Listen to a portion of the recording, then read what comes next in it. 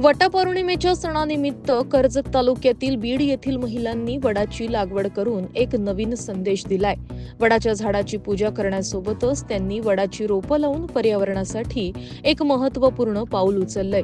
वडाचं झाड मोठ्या प्रमाणात प्राणवायू म्हणजेच ऑक्सिजन निर्माण करतं, ज्यामुळे पर्यावरणाला मोठी मदत होते। वडाची लागवड केल्यानं निसर्ग संवर्धनाची प्रेरणा मिळते। या उपक्रमामुळे महिलांनी केवळ वटपौर्णिमेचा पारंपरिक सण साजरा करण्याची पद्धत बदललेली नाही, तर निसर्गाची काळजी घेण्याचा एक नवीन आदर्श समाजासमोर ठेवलाय। वटपौर्णिमेच्या सणानिमित्त विवाहित महिला जन्मोजन्मी हाच पती लाभो अशी प्रार्थना करत वडाच्या झाडाभोवती फेऱ्या घालतात। सत्यवानाचे प्राण परत आणणाऱ्या सावित्रीचे महत्त्व सर्वश्रुत आहे। या व्रताच्या माध्यमातून महिलांनी वटवृक्ष जपण्याचा आणि त्याचे संवर्धन करण्याचा संदेश दिलाय।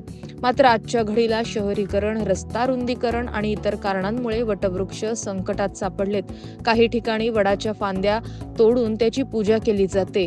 हा एक प्रकारचा विरोधाभास आहे। ग्रामीण भागातही हे चित्र दिसू लागलंय। याच पार्श्वभूमीवर बीड येथील महिलांनी एकत्र येऊन वडाची रोपं लावली आणि नंतर त्याचं पूजन केलं। समाज माध्यमांवर दरवर्षी वटपौर्णिमेला वडाची लागवड करावी असा संदेश दिला जातो, मात्र या महिलांनी तो खऱ्या अर्थानं प्रत्यक्षात उतरवून दाखवलाय। दरवर्षी वटपौर्णिमेला नवीन झाडाची झाडं लावून सण साजरा करू।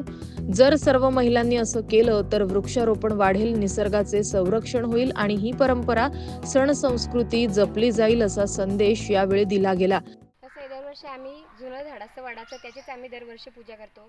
पण ह्या वर्षी आम्ही एक नवीन झाड लावून नवीन वडाची पूजा करणार आहेत आणि दरवर्षी आम्ही एक वडाचं नवीन झाड लावू आणि निसर्गाचा संहार करू, उद्धार करू। तसेच हा संदेश आम्ही पूर्ण जगाला देत आहोत की दरवर्षी वटपौर्णिमेची पूजा करून स्त्रियांनी एक नवीन झाड लावावं अशी माझी स्वतःची इच्छा आहे आणि प्रत्येक स्त्रियांना असं सांगणं आहे।